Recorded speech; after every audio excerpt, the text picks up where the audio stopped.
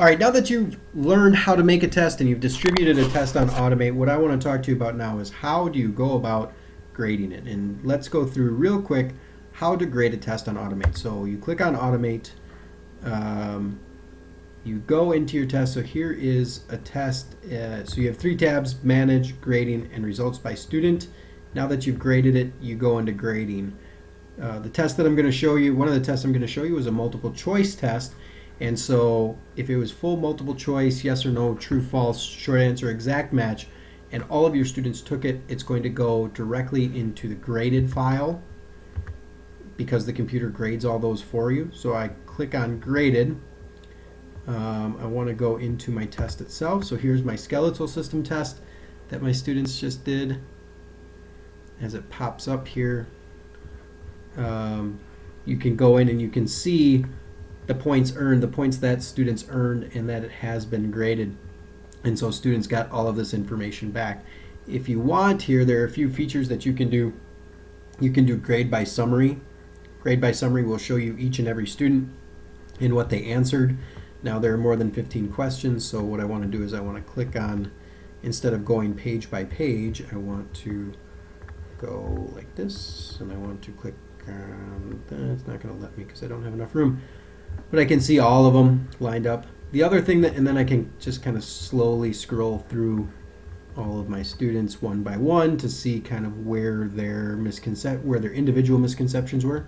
The next thing that I can do is I can go question by question, and I can see how my students did as a group collectively on different questions. And so that'll give me a little bit more feedback in terms of maybe things that I missed, things that they were a little bit confused about. Things like that. So some of the first few questions they struggled with. As we're moving on, still a few struggles, but a little bit more success happening, especially with osteoclast. So good thing going on there. The next thing that I want to show you then is what happens if you have a test that has short answer that isn't multiple choice that the test doesn't grade. And so here I have my Intro to Anatomy test.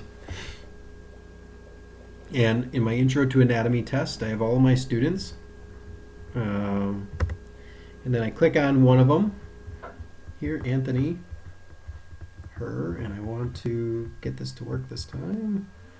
And it's not, so I'm going to pause for a second here. All right, and so here what you see is you see the multiple choice questions at the top that the computer grades. You have the exact answer that the computer also grades. A few things about the exact answer. Now, you'll notice here that the answer that I put in the key was osmoreceptor. The answer that the student put was osmoreceptors. I've already graded this test and made changes, but the computer would come back with a grade of 0 because it's exact match, complete and total exact match. And so you'd have to go back and change that using your professional judgment based on spelling and all those kinds of things that you're looking for. Again, blood fluid osmolarity was my exact match. Osmolarity I gave the student credit for. Short answer then, when you click on a student answer, pulls up the question. If I were to put a correct answer there, it would have had it. And then the student answer.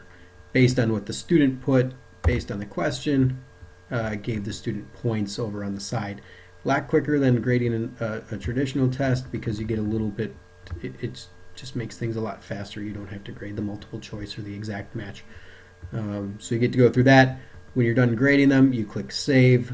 It'll leave you at this screen, and you can move on to your next student.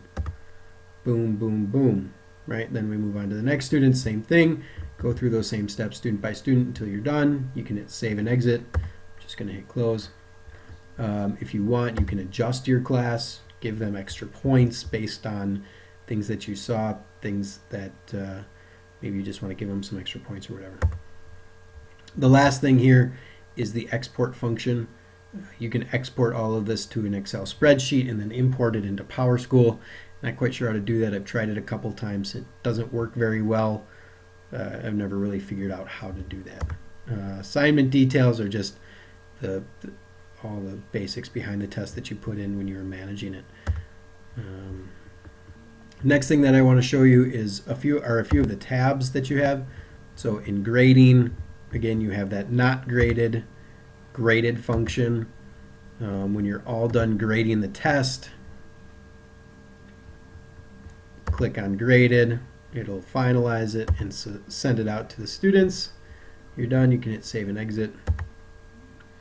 And that is now hidden on that page in the way that you'd find it. You click on the drop down and you see graded. The next thing to notice too is within manage, you have an active and an archive drop down. If you hit the archive, that green button right there, that archive will not only hide it from you on this active screen, but it will also hide it for your students. So your students will no longer be able to see it. So if you don't want your students to see the test anymore, you can hide it from them completely and get rid of it. Other than that, if you want to, a couple other things you can do. I don't know if Abe talked about this, but you can take this assignment and you can copy it and you can make an entirely new one, or you can redistribute it. If you want to give retakes or do re-benchmarking, you can just add extra distributions, or if you want to copy it and make changes, slight changes so that you have multiple versions of that benchmark, you can do that within there too. But Abe probably went over that when he was talking about creating them. So happy automating. Hope you enjoy it. It's a tool out there for you to use. There are lots of other tools. This is just one we wanted you to be familiar with because it's there. So enjoy. If you have any questions, please feel free to ask at any time. Thanks and have a good day.